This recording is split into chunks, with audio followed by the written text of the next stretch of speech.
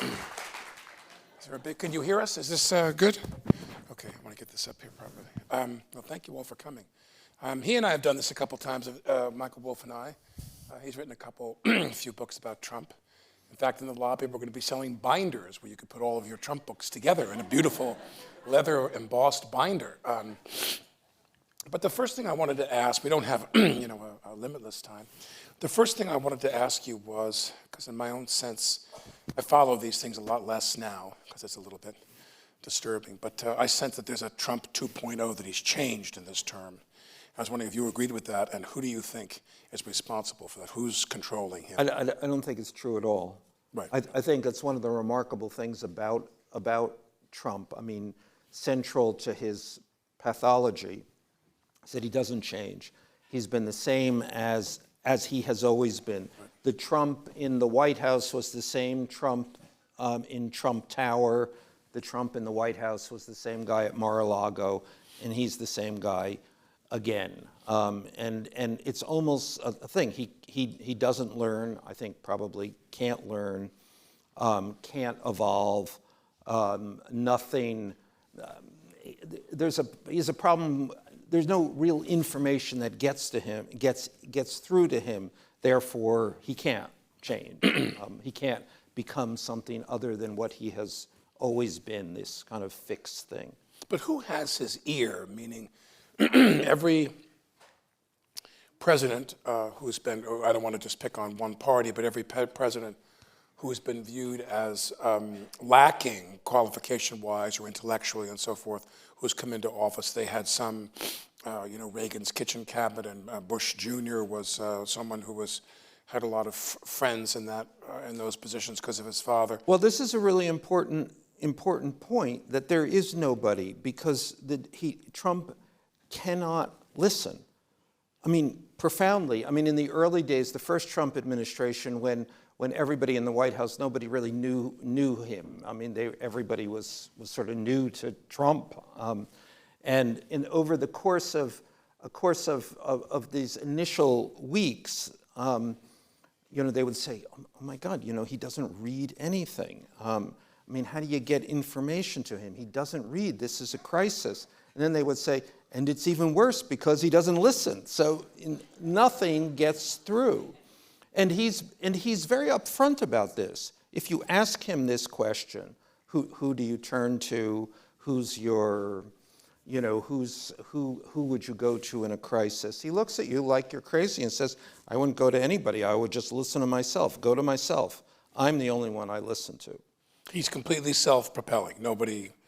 Just the bubble, and you only get in, and people get into this bubble, but those are the people who say exactly what he wants them to say. Did you predict not predict, but did you sense that Musk was coming that way in the position he's in now prior to the election? Well, Musk is kind of taking the Steve Bannon role. Right. So in the first White House, Bannon was on the cover of Time magazine as the real president or the president's brain or something like that, and was the disruptor in chief. And that's the role Musk is playing now, with many hundreds of billions of dollars more, but still the central role. Now, Bannon lasted 6 months, and I'd say that's probably a pretty good measure for Elon Musk. You think so? I like to write my notes on paper, but my kids color all over the paper that I have, so I can't. Okay, this is from our friend who asks, if President Trump offered you the job of chief speechwriter, credited writer, is there any amount of money that could get you to accept the job? That's incredible. Well, yeah, I suppose, there is.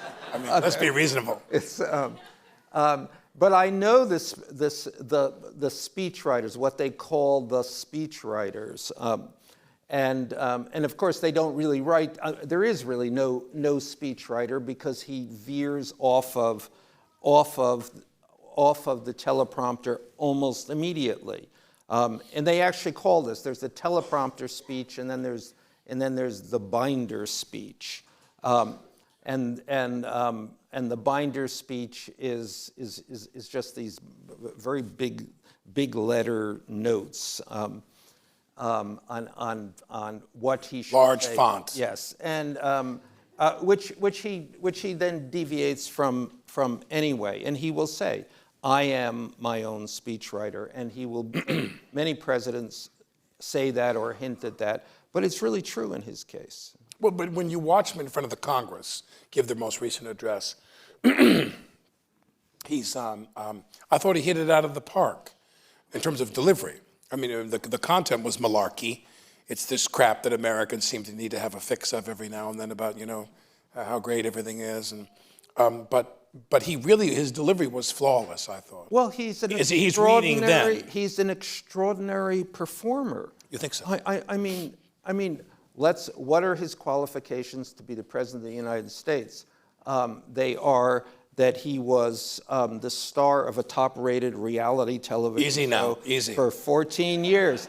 14 years. You have 13 more years to go. Yeah, I do. But that's his only. If I live that long. Yeah. But you think that was his only qualification? He was the star of that show?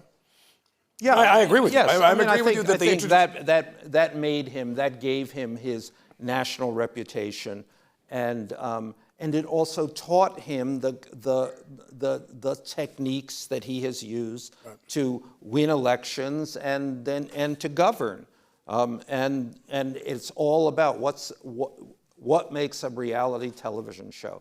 Conflict. You just need. That's what holds the audience, and that's the Trump campaign recipe and governing recipe.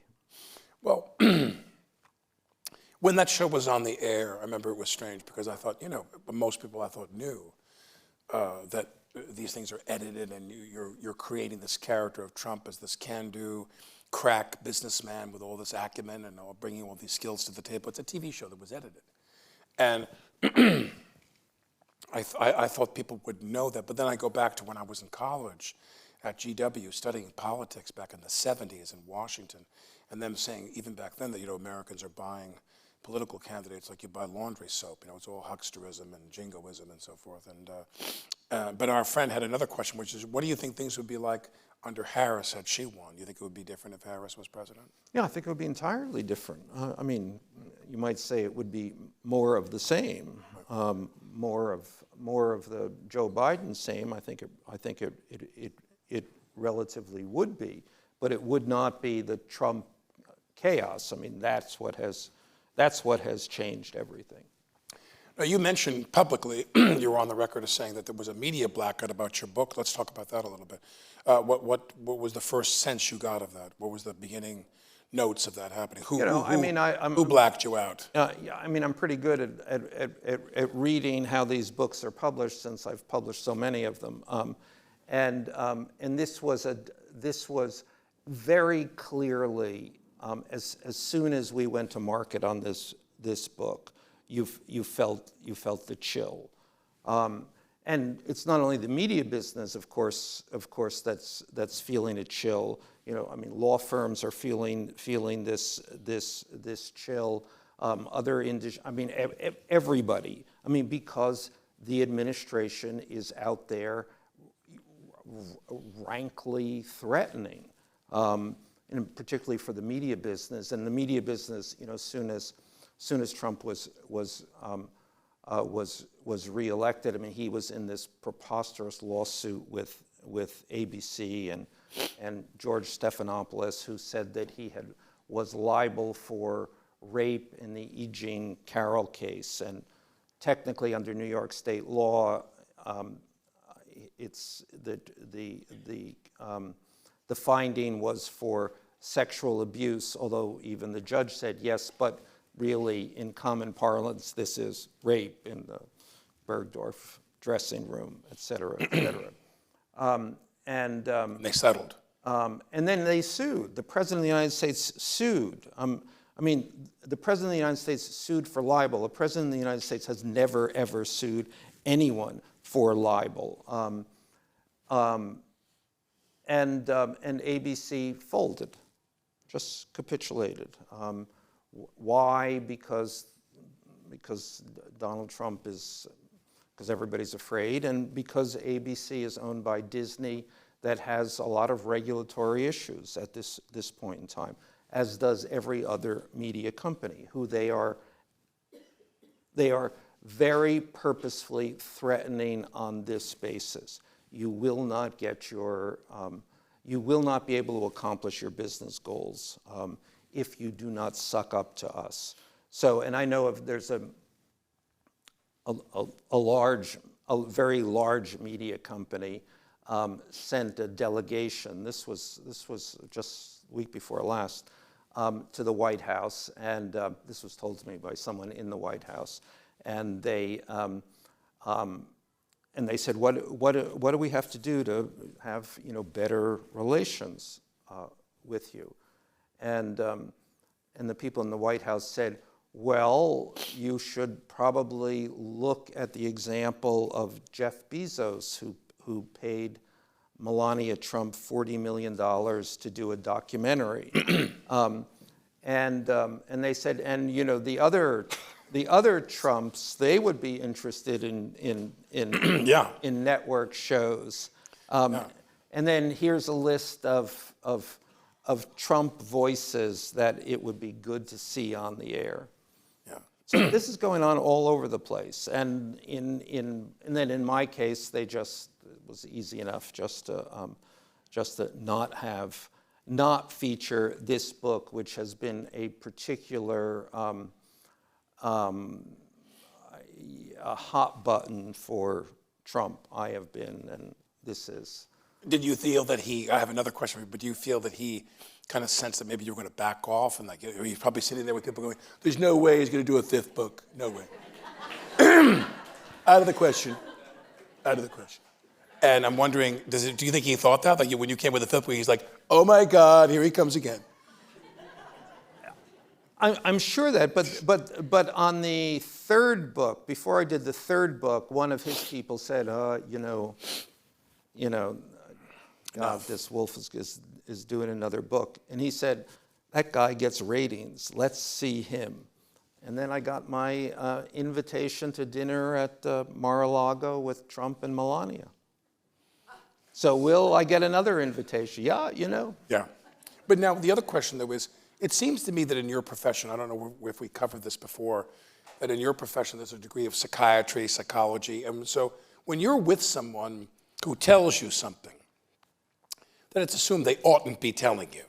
You're getting information from people, and I'm wondering, do you think I want you to describe it in your own words, but I'm thinking, we all have had this happen. Someone says, Susie's divorcing Larry because Larry had an affair with the nanny, and the nanny is like 17, you know what I mean? And you just can't stomach that. You're sitting there going, wow, I really had Larry all wrong, And so you talk to a friend, you go, Larry had an affair with the nanny who's 17. You just got to get this off your chest. Is that what you have? People who they just can't bear the weight of the absurdity or the vulgarity of what they're learning about Trump? Absolutely.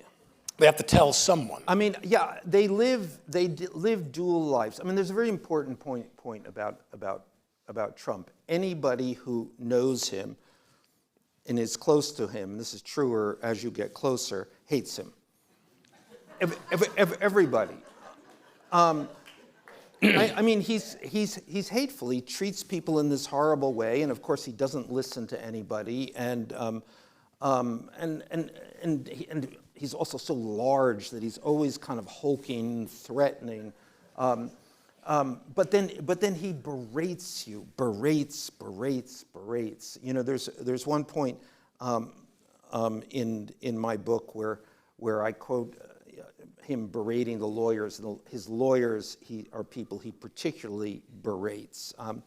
And he's they're taking a break. They're in one of these, he spent most of the past year in one court or another, and they're in the break room, and he's pissed about what the lawyer has done and how he's presenting the case.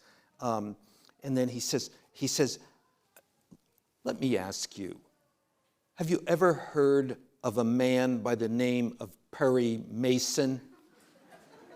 And then this is not a rhetorical question. He goes around and these lawyers, have you heard of him? Have you heard of him? And then everyone goes, well, and then he says, why aren't you like Perry Mason? Do you know what Perry would do? Yeah. What would Perry do right now? So people, I mean, these are lawyers who have, relatively estimable careers. They're certainly, then they're not young, and here they are just belittled by this guy. But this happens to everyone around Trump. So they hate him. But of course he demands absolute loyalty. So on the one hand, you have this thing, their lives, where we have to be absolutely loyal to this person that we hate. And then on the other hand, they call me up. Well, that's funny. But I remember, and I say this, I'm going to sound like the sentimental idiot, but I remember when I went to college in Washington, and I went there, and we would go there, and everybody was very, I walked into a 6-man suite that I lived in my freshman year in Thurston Hall, if everybody knows GW, and I go there, and I got 5 roommates, and every one of them, I go, where are you from? I'm from Roslyn, Long Island, I'm from here, I'm from there, I'm from Massachusetts, from Boston, and I say, now what do you want to do? I'm going to study political science, I'm going to go to law school, and what do you want to do? I'm going to be the president of the United States, they'd say, all 5 of them. Everybody went down, and the thing was, they just quivered with a fondness for the government of this country. They went down there, they would smoke pot and sit on the steps of the Lincoln Memorial and start sobbing.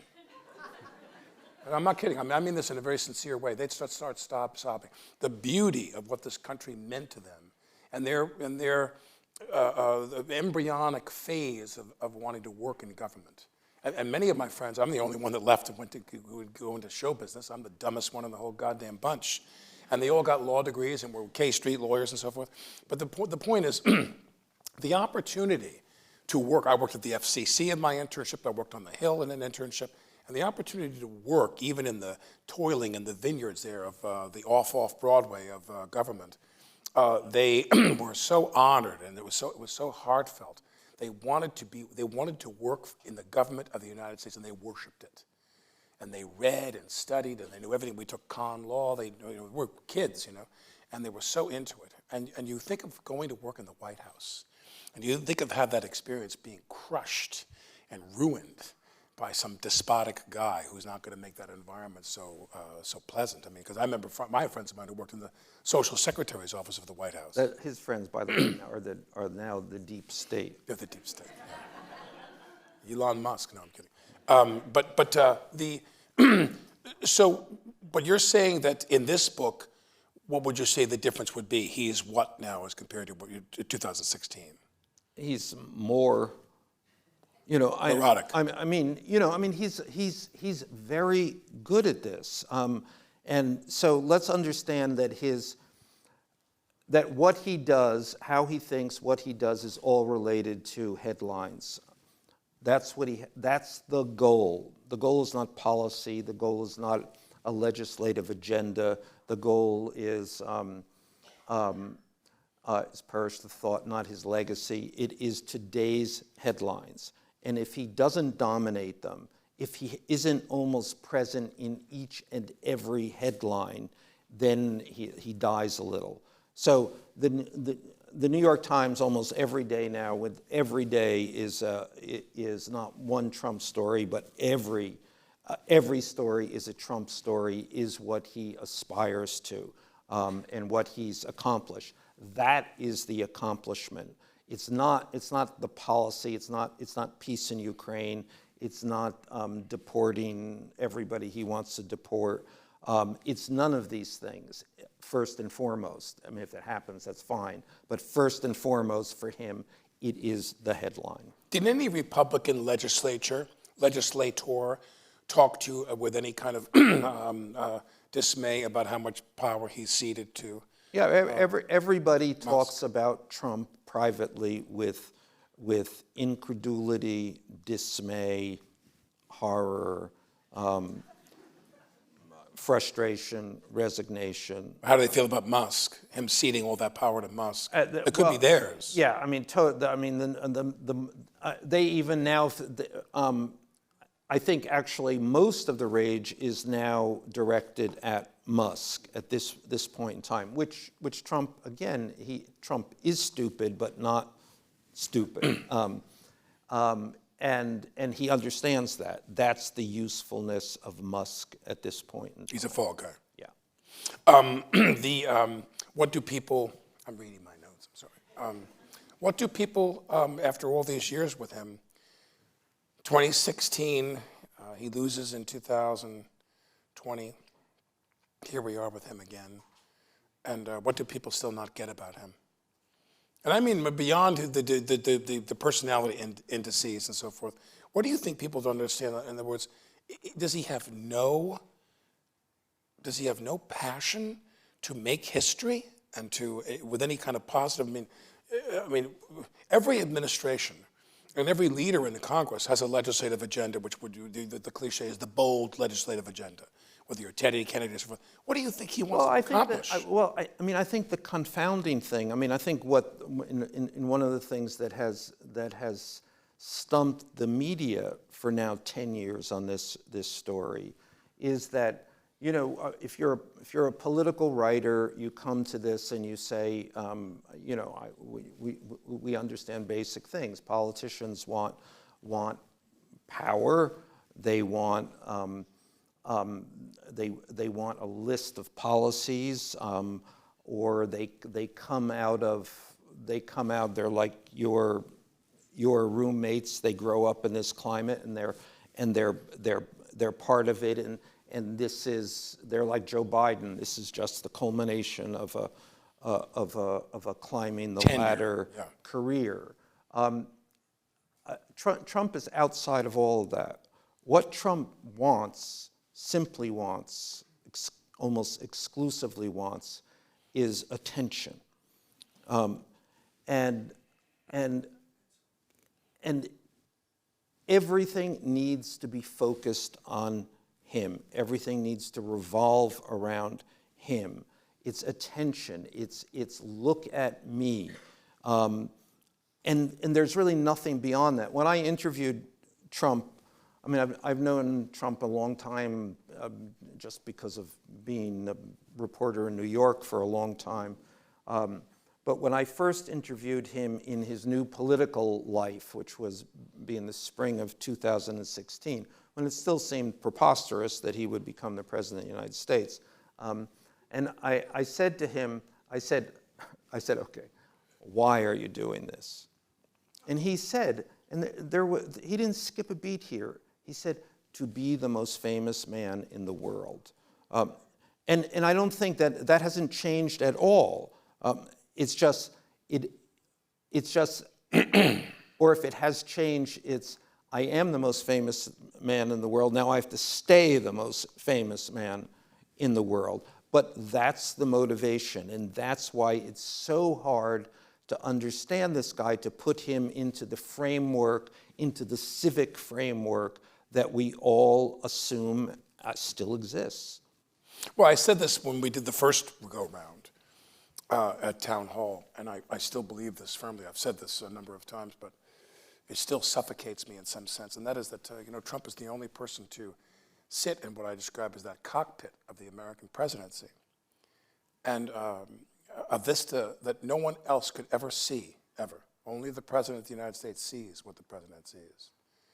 You're in a room one day and you're handing out Little League trophies to the kids from Illinois, and the next minute you're in a screening room with the CIA showing you what the North Koreans are really doing to their people and how they're handling their population, starvation, all this other stuff. You see the high highs and you see the low lows. You see the greatest human achievements and the horrors of the human experience.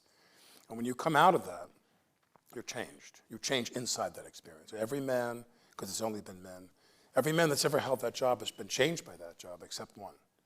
Only one went in that tunnel in one condition and came out exactly the same on the other end. And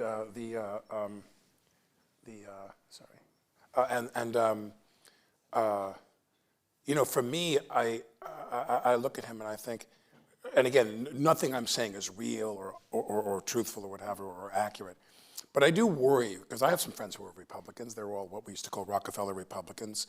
They didn't give a shit about gay marriage. They just want no taxes and no regulations. Don't put any regulations on my company and don't charge me too much money in taxes, which is the linchpin of the problems in this country is our tax system. But I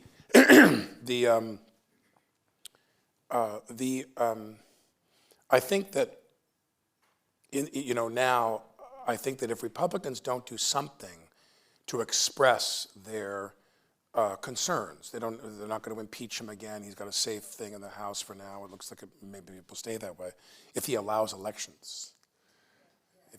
I've got a lot of friends of mine who are smart people. I never doubt they're not fabricators or whatever.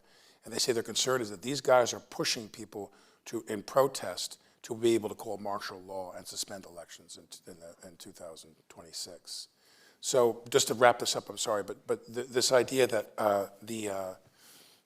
I think the Republicans, if they don't find some way to express their concerns about Trump, they're going to be doomed. Not guaranteed, but just in my heart, I feel like they're going to be doomed to a long time of being out of the White House again, because they all knuckled under to him. Well, they all saluted him. I would put it a different way. Tell me. They're going to be doomed because there is only one Donald Trump. Right. Exactly. Donald Trump is not a movement. MAGA, blah, blah, blah. I was going to say the same thing. Is not. It is all. This guy is sui generis. We will never see anyone like him again. He's a once in a millennia creature. Not like you, me, or anyone else we have ever known. And when he departs, remember he is the oldest person ever to be elected president, so depart he will.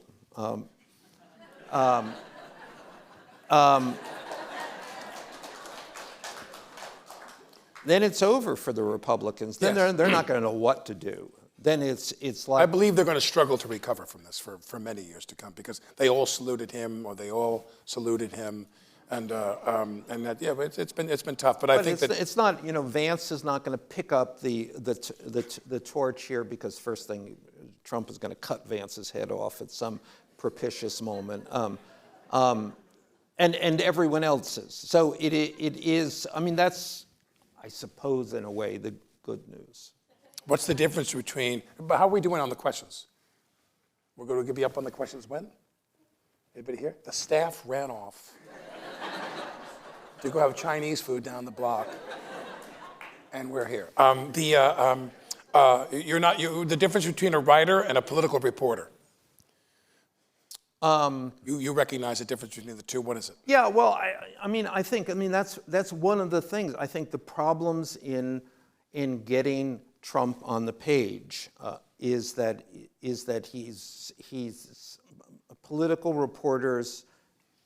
He resists political reporters because he's not a politician, and he doesn't think like a politician, and nothing about him has conforms to those kinds of assumptions. I mean, this is, as I said, a truly extraordinary person, unlike anyone we know, have known, will ever know. The pathology here is, well,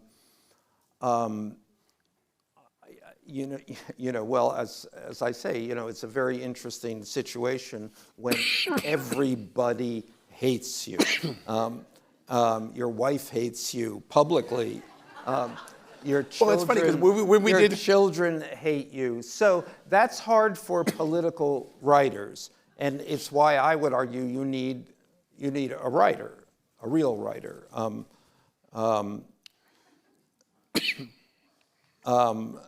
To get this, really understand this. We were at the Emmys, and Spicer was backstage. I wasn't there, but people from the show, writers or something, or producers were there, and they see Spicer, who had been on SNL for 30 Rock, or one of the things we were doing back then. And Spicer, maybe he had a couple drinks. I wasn't there. I don't know. But you wonder why. And he says to the people from SNL, He says, Melania watches the show every Saturday night. And she points to the TV, goes, that's what he's like. That is what he's like, exactly. Alec Baldwin is exactly like Donald. And we're gagging, laughing, like, it made sense. Apparently she loves when they give it to him, you know what I mean? At some point when I'm writing this book and I'm talking to, and one of the guys, one of the people that I in the close Trump circle who I speak to often, and I was trying to figure out the Melania stuff. And, you know, she doesn't live there. She's never with him. You know, she never made a campaign She's appearance. yanking her hand away from him. I love that. Last week, you know, never appeared in the court. So what's going on here, I say innocently. And this person looks at me like I'm a moron and said, she hates his fucking guts. And I think it is always true. What's in front of your face? It looks that way because it is that way. I'm thinking to myself now, I'm like, if I get married a third time, I need to have in my vows that you promise never to snap your hand away from me in public on the tarmac of the plane. Let me ask you this. What do you think, there are some of our questions, obviously, from the audience. What do you think J.D. Vance believes in? Would he break with Trump in any serious way? Well, he'll break with Trump because Trump will break from him. Right. I mean, Trump will cast him out like he casts everybody out. And it's a really key point here that 100% of the people who have been associated with Donald Trump since his political career began have ended in humiliation, disgrace, jail, you know, public firings. I mean, it all ends in tears for everyone. Well, Manafort, I guess, could he have talked and he didn't, and he went to jail to be the made guy? You just don't say anything and you go to jail and take your punishment? Yeah, you know, I guess, yeah. Be different from the rest of them? No, I mean, everybody. I mean, you're in. I mean, it's the cycle of reward and punishment. You have to go to jail to get a part. I mean, you have to not talk to get a part. Right. There you go. Right. Okay.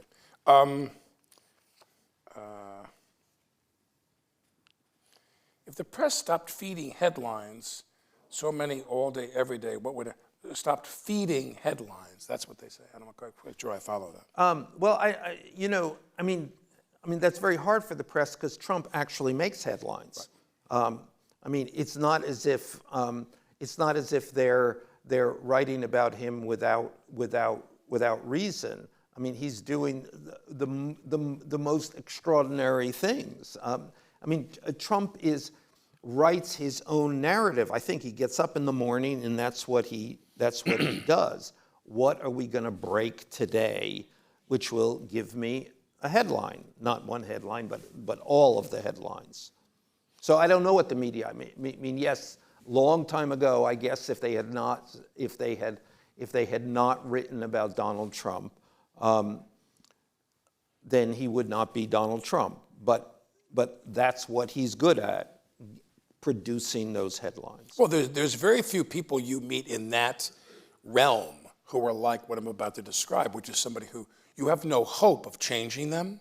Nothing you can say will affect them. I have a rug in my house on Long Island. It's my favorite rug I've ever owned. And one of my dogs pissed on that rug probably 60, 75 times. And now it looks like Van Gogh's Sunflowers, my rug. It's a beautiful, handmade French rug. And the dog literally ruined the rug, ruined this beautiful But what does it smell like? Well, we had that remediated, thank God. But it did change the texture of the rug, I will say. And they had to take the rug to a place where you soak it in like with some chemical or whatever. They fixed my rug, but it's out of my house now, that's for sure. But the point is how do you deal with someone who, this is just a rhetorical thing, how do you deal with someone, with people around him, well, there's no hope of changing them? The resistance you're going to get from them is the same all the time. I think that's what I think his thing is. Everyone knows what they're going to get. There's no hope. So when they see him, he's like, no, I don't want that. Bring me some more napkins. You mean? His bucket of chicken wings or whatever. And But that must even be very knowing frustrating. that, the really interesting thing is that people actually, J.D. Vance is a relatively smart person. I say this because he wrote a fairly good book and seems to have written it alone. So why does he do this? Why does he go into this situation which has ended so poorly for everyone else? I mean, I can't answer that question. I mean, I suppose it's... But you want to believe you're going to have some byplay with the president when you're in these big jobs there. Nobody has any effect on him at all, apparently. Yeah, but you spend 10 minutes with him, you know that's not going to happen. Right, right. You know, the verbiage, it's just this, you cannot get in. I mean, that's the Zelensky thing. When that happened, I thought, oh, God, I'm watching this, and I think this is not going to end well, because Zelensky is, you know, trying to give him information, sort of explain the situation, and then, God forbid, debate it. I thought, he's dead. Why do you think Harris lost? Well, yeah, I mean, because she wasn't a very good candidate and she didn't run a good campaign. But on top of that, because she was running against Donald Trump. I mean, this is, you know, essentially his political proposition, strategic proposition, was that if I get headlines, you don't. And certainly the entire Republican field, that whole primary, he blacked everybody out. And then Harris got a good month, so August was good for her. Right. But then after that, you know, because she's not very good, that was sort of made up. That was the Harris bubble. Then it was back to him, every headline. And so headlines turn out to be a zero-sum game. I get it, you don't. Bill Clinton said to me one time, we were talking, and I was so impressed with him just as a person, you know, whatever your criticisms of his administration aside, and I just was saying something to him like, wow, you mean, how does it feel to have had that job for 8 years? I said, just the experiences you had, the people you met. I mean, to be the president of the United States is such an opportunity in the human existence, such a unique experience. I said, was it everything you hoped it would be? He said, it was great. Alec, it was so great. He said, it was truly a great experience. And he said, I'll tell you the only experience that's better than that one, being the former president. He said, that's a really good gig, but you got to be the president before you're the former president. So, but I'm wondering. That is not going to be a good gig for Donald Trump. Yeah. I mean, being the former president, looking forward to another presidency, was fine for him. That was actually, I would think, that was his in hindsight, that will be his best moment. At Mar-a-Lago, running for president, every day begins with 18 holes of golf. He has no responsibilities, nothing to do except get attention and generate headlines. Now he's back, you know, and you know the president. I mean, even if he doesn't really has no interest in governing, he still has a lot of stuff he has to listen to, which he doesn't listen to. There's only so much he can evade. Yeah, it's you know, it's funny. I've seen him, you know, with the guys, and they come with the PowerPoint. He literally lasts 90 seconds out the door. But after this, when he is out, then he is. I can't. That's the existential moment when Donald Trump is no longer effectively Donald Trump. Just out of curiosity, if you're willing to, I'm not quite sure in the 92nd Street why you'd be willing to, but clap if you think we're being unfair to President Trump. I said clap if you think we're being unfair to President Trump. You do. You think we're being unfair to President Trump. Okay, and there was one more. Yes, please.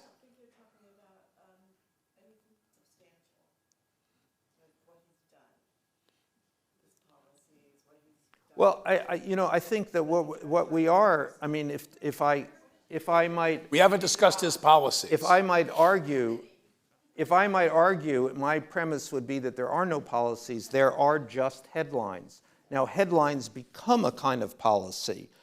So they rule by threat and intimidation, and these can all be powerful things, but they are not policies. And that is that's again, I would submit the misunderstanding of this guy. He is not there to implement policies, he's there to dominate. It's all about the dominance of Donald Trump, and he does that through, well, all of these things, because you can't escape whatever he's saying that he's going to do today, which, by the way, he will likely reverse tomorrow. But that doesn't make any difference. It is just all that the omnipresence of this man. Name one policy, just out of curiosity, that you're fond of. The what? The hostages. Much quicker, letting the hostages go. Right. Okay, she said the hostages. Say again? The immigrants are criminals. You firmly believe that an excess of immigrants are criminals? I don't believe that there's an excess. I believe that A significant number? I believe that the bad elements should not be in this country. I agree with you. Which means we probably have to kick out 1/3 of the people who already live in this country and who were born in this country. I mean, this idea of measuring people's their integrity in this. What bothers me is the metrics that they use. This is a country that was built on immigration. Well, this is a country, but you got to remember that this is a country that was built. The United States. But that's also a different discussion. It's like, right. Yes, that's what Donald Trump says. He's built this campaign and he built his political career on this. And if you actually looked at what he's done, who has been deported, the wall that was being built, we don't even hear about the wall anymore. This is all a rhetorical posture, and some things get accomplished because he raises his voice loud enough, and we get more headlines on this. But it is, and it really is a misunderstanding to say that is the goal rather than the agitprop, the headlines of this. And it is a key thing to understand what the real goal is here. There's an article in the New Yorker a couple of weeks ago called "The End of Children," and it's about birth rate declines around the world. And one of the places they focus on is South Korea as a model of where they're not even in replacement. Everyone that's dying is not being replaced by another child, and their population is dropping precipitously. And then they talk about models of how that would affect the United States. And they're saying that a lot of people, they think in think tanks, especially right-wing think tanks, are terrified that immigrants will have children and take over and increase the population of white Americans, because white Americans are having far less children than they used to. This article is a really great article. But I want to ask you couple more questions. Do you ever fear retribution, or you ever fear for your safety because of the stances you take with Trump? Not from anybody official, but I mean somebody who's an admirer, a supporter. Well, this bleeds over into another one of my subjects, because I'm Rupert Murdoch's biographer. I've written 2 books about Murdoch, and books that he was not pleased about. And one of the repercussions of that is that I am, not only am I banned from Fox News, but they can't even mention me on the air. I'm not allowed in the building. I don't exist to the Fox audience. So I'm kind of safe. Right. I'm safe because of Melania. She sits with the Secret Service and says, "Don't kill him." It's funny. So at the convention, and I was at the convention, and then a bunch of the people around Trump would text me. These are great. They text then. Signal. You use these encrypted things. So I got the byplay that she was there. I mean, that was throughout the convention. Is she going to come? She was going to speak, but then she said she wasn't going to give the speech, but would she show up? And then she finally showed up, but she wouldn't come out and sit in the VIP box next to him. So they had to time this. They had to time this thing in which they had to get him out. So he gave his speech, and then she came out. Only at that moment. I wonder if you would be able to write. I mean, you're a great writer, and these books have been really, really fun to read and upsetting to read, obviously. But do you think you would have been able to write this kind of book? Forget about 5 of them, but that's, it's like you're the Bob Caro of degenerate presidents. But do you think that you would have been able to write this, even one of these books, let alone 5, if it was a different person in the White House? You think this is really just an opportunity that he created? No. I wouldn't have. I wouldn't have been interested. I mean, imagine writing a book about Joe Biden. No. And that, I mean, somebody would. I actually have read, well, one book about Joe Biden, which was quite good. I didn't finish it, but it was good. But it's also about policy and politics. I mean, things that I'm not especially interested in, or not abnormally interested in anyway. Whereas Trump, you're writing about something else. It's not politics and policy. It is about just a character. It is about a psychopathology on an operatic level. So this is what this is sort of heaven sent to a writer. I mean, it's not, again, I think very good for a political reporter. But for a writer, man. Who is someone, or what is a topic you haven't written on that you'd like to write on? I don't know, but I sure hope that there is something other than Trump before I depart. My friends and I, we'd always say, and I really mean this sincerely. I'm in Utah skiing years ago, 5, 6, 7 years ago. All I remember is I just had 2 children at the time, so that was a while ago. And I go to this, and there's Romney. And he has a house nearby, and he was there having lunch at the hotel with his family in the restaurant there that everybody goes to with Stein Eriksen. And he was there, and I walked up to him. He's nice as can be. Initially, he goes, "Don't stand too close to me. I don't want to be photographed with you." And I said, "Okay, got it." And then he laughed, and we sat for a minute. And I realized when I met him just how much more three-dimensional he was, and funny, and warm, and winning, and not at all what he was presented by his handlers and his people. The people that managed his campaign they should be kicked out of the business immediately. They were horrible, and what they did with him was horrible. And I look at him and I go, I could handle him. I could handle McCain. I had a lot of profound objections to McCain's policies, but I thought he's a real guy. I could have voted for him. I could have lived with him. And I must say that the problem from many people I know is, besides policy, where you have a lot of torment about that, was just that I just look at this guy and I go, that's not the president to me, who behaves that way. The behavior is so vulgar and horrible and everything. He doesn't build. I mean, there's all just rhetoric about make America great again. What if this is making America great again? But anyway, what do you think about is behind Trump's support, his rabid support of Israel? Well, I mean, that's a curious thing. The nature of this support, and I know that when October 7th happened, he was pissed about it. Not pissed because 1,200 Israelis were slaughtered, but genuinely pissed that he was losing the headlines. And this became a thing, and in the speeches that he was supposed to give on that day, and the staff was going crazy about this, because they were kind of vituperative speeches about Israel, in which then he came to blame it all on Netanyahu.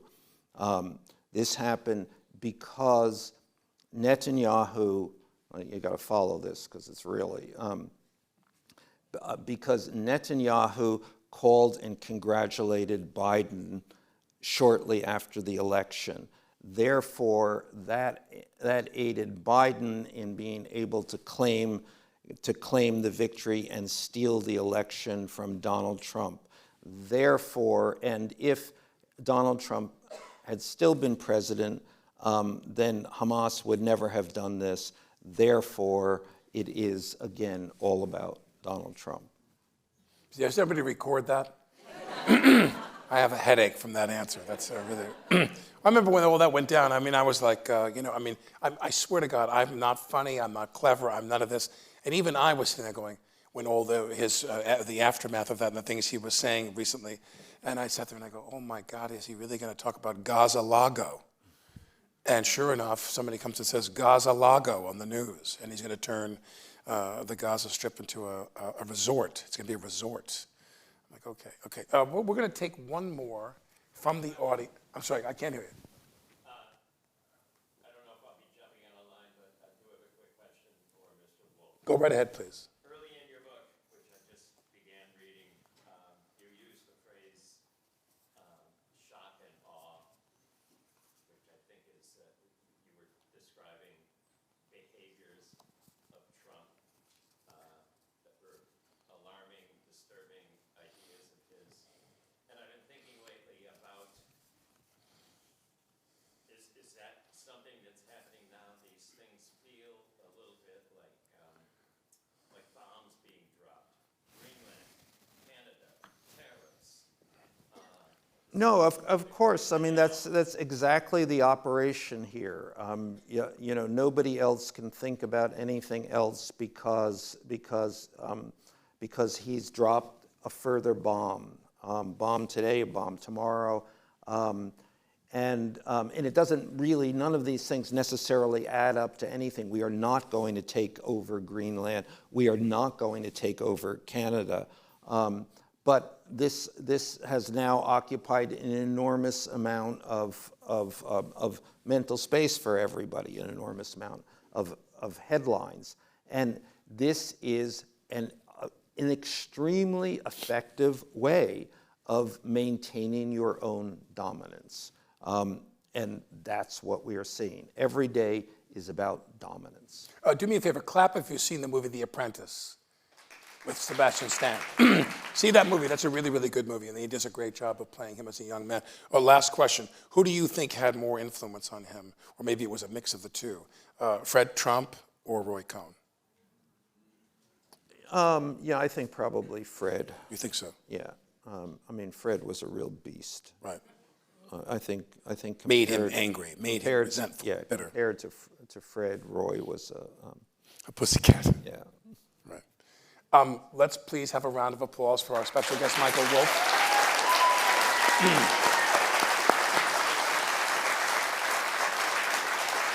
And another.